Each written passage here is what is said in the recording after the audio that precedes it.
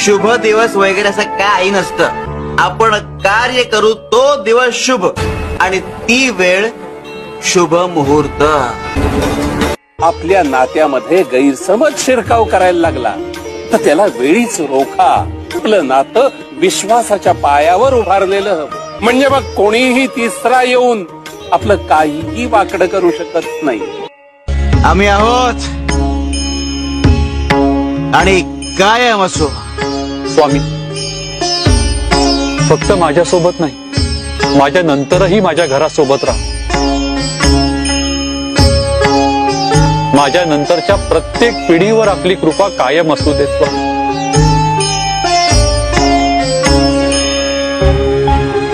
तुला अभिवचन देतो